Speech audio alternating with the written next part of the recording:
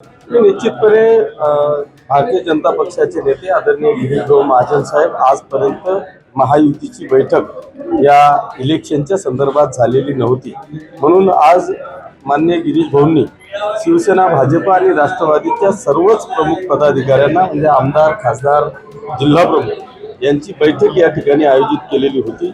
त्या बैठकीमध्ये नाशिकच्या आणि जळगावच्या संदर्भात सविस्तर अशी चर्चा झाली।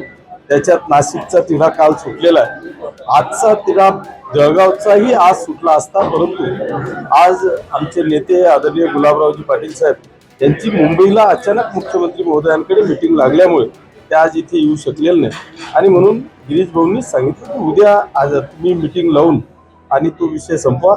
निश्चितच उद्या गुलाब भाऊंशी चर्चा झालेली आहे, आज ते रात्री पोहोचताय। उद्या मीटिंगमध्ये आमचाही सगळी चर्चा होऊन आणि तिढा सुटेल असं मला वाटतं। आपण या ठिकाणी जर बघितलं तर ही जागा शिवसेनेला हवी होती, मात्र ती मिळाली नव्हती। शिवसेनेच्या आमदारांचे, पदाधिकारी, कार्यकर्त्यांची नाराजी कायम होती, मात्र या नाराजीनंतर ही पहिलीच बैठक पार पडलेली आहे। नाराजी दूर झाली असं म्हणायचं का आम्ही महायुतीला पाठिंबा असणार आहे? हे बघा, ज्या पद्धतीने नाशिकची जागा ही शिवसेनेची होती तर भारतीय जनता पक्ष ती जागा मागत होतं, ही जागा भाजपची होती, शिवसेना मागत होतं। मागणं, एकमेकांची चर्चा करणं किंवा इच्छा व्यक्त करणं म्हणजे नाराजी होते असं मला वाटत नाही। आम्ही ती भारतीय जनता पक्षाने तिथली जागा मागितली, जळगावची जागा शिवसेनेने मागितली, मागायचं काम आहे, इच्छुकांचं फॉर्म भरायचं काम आहे।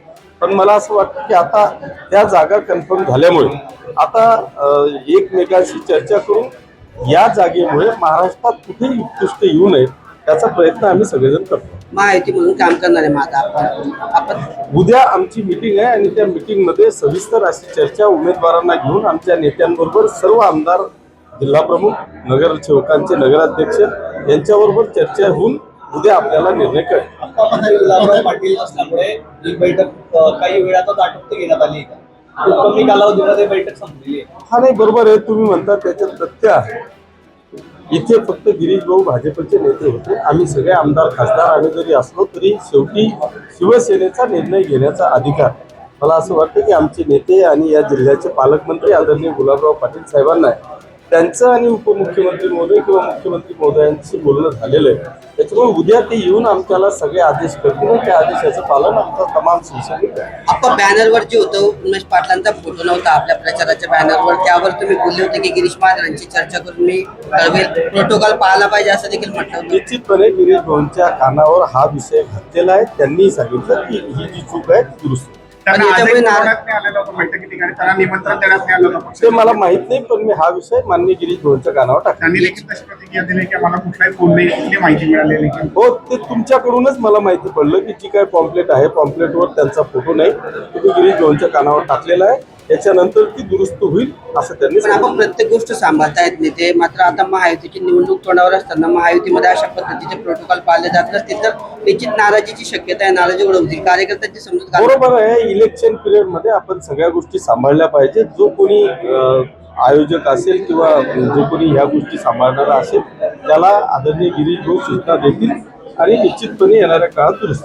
वरिष्ठांच्या वतीने साधारण सर्वांना निमंत्रण देण्यात आलं होतं, स्थानिक काही नेते आहेत त्यांनी एक गोष्टी पाळलेला नाही पाळलेला। आता इलेक्शन मध्ये असं थोडंफार चालू असतं, पण याच्यानंतर काही चुका होणार नाहीत याची खात्री मला वाटतं गिरीश भाऊंनी दिलेली आहे। तशा पद्धतीच्या सूचना गिरीश भाऊंनी खाली सगळ्या भाजपच्या लोकप्रतिनिधींना दिल्या। नाशिकमध्ये आपले उमेदवार धराडे आणि भुजबळ यांच्यातील राजकीय वाद जो आहे हा मोठ्या प्रमाणात आहे, त्यामुळे कुठेतरी भुजबळ या संपूर्ण घटनेपासून लांब असल्याची चर्चा आहे, याचा परिणाम आपल्या उमेदवारावर होईल।